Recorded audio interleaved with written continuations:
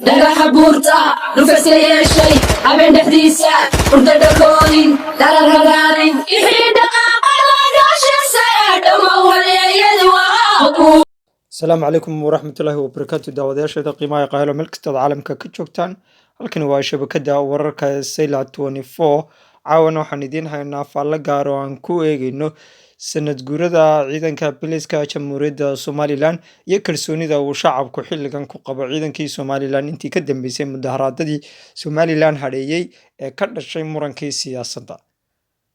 waxaynu la wada soconnaa in ciidanka biliska ee jamhuuriyadda somalilan uu yahay ciidan dadku ay aada ugu qanacsanaayeen muddooyinkii u dambeeyey, laakiin intii muranka siyaasadeed uu soo baxay ama labadii sannadood ee ugu dambeeyeyba ciidanka biliska waxaa loo tiriyaa in xukuumadda somalilan ay tahay qayb ka mid ah ama uu gacantaba ugu jiro xisbiga talada haya ee kulmiye.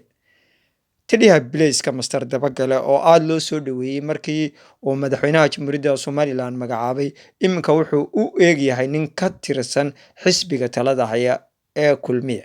haddaba haddii biliskii iyo siyaasaddii iyo xisbiyadii isku dhex walaaqmeen, goorma ayaa la kala saarayaa? kalsoonida shacabka sidee buu heli karaa? biliska somalilan waxaa la shaqeeya dadka, waxaa la shaqeeya caaqilada, waxaa la shaqeeya dadweynaha dhammaantii marka laysku wada daro, iyagoo kala shaqeeya amniga. cid kastoo ay khatar ugu arkaan amnigana usoo sheegi jiray, laakiin imika taasi meesha way ka baxday oo waxay noqdeen uun daraf kale oo siyaasadda ku biira oo dadkuna way kala raacsiyin. inta xisbi xaakimka raacsanna biliska ah way u sacabatumaan, intaan xisbi xaakimka raacsanayn ee mucaaradka somalilan raacsanna waxay u arkaan uun khatar uu leeyahay xisbi xaakimka. haddaba sidee baa lagu soo celin karaa karaamadii iyo dhexdhexaadnimadii ciidanka biliska? taas waxaa looga baahan yahay jawaabteeda iyo tacabkeedaba taliyaha ciidanka biliska jamhuuriyadda somalilan. waxaa loo baahnaa maadaama 29 sannadood ciidanka biliska jamhuuriyadda somalilan jiray in la kobciyo, siyaasad ahaan loo kobciyo, aqoon ahaanna loo kobciyo. laakiin xilligan inuu siyaasaddii dhex galo oo uu noqdo qayb ka mid a siyaasadda oo weliba xisbiga maalintaa talada haya waa xisbiga kulmiye ee imika talada dalka joogee, inuu u adeegsado danihiisa gaarka, taasi waxay lumisay kalsoonidii kale ee shacabka oo in ka badan 70% shacabka somalilan oo iminka xilligan raacsan xisbiyada mucaaradka ay kuma kalsoona ciidanka biliska jamhuuriyadda somalilan. waxaana loo baahan yahay in mar labaad aqoon la geliyo ciidanka biliska, laguna soo celiyo wadadiisii hore saxda ahayd oo ah inuu noqdo u adeegaha shacabka jamhuuriyadda somalilan. laakiin imika uma muuqdo oo waa qayb ka mid a uun xisbiga talada haya ee kulmiye.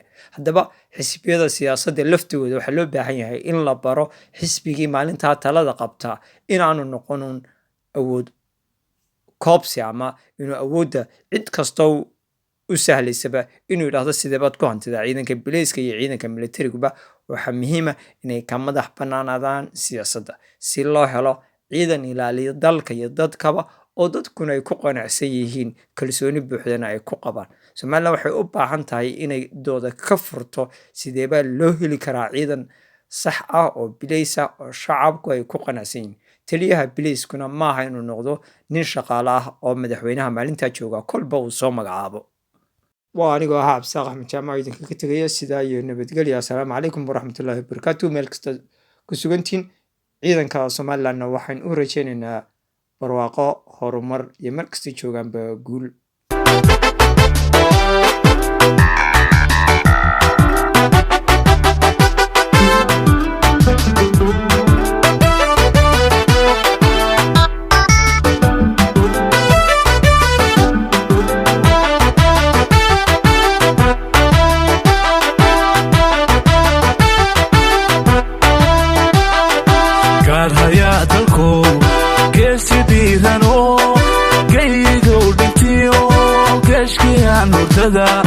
ku gamaynayo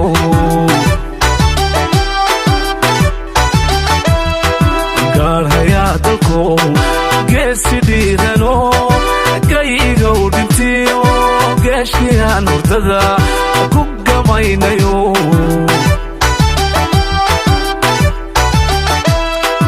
gumuciyo rasaas sumuciyo gataan gumuciyo rasaas sumuciyo gataan gaygu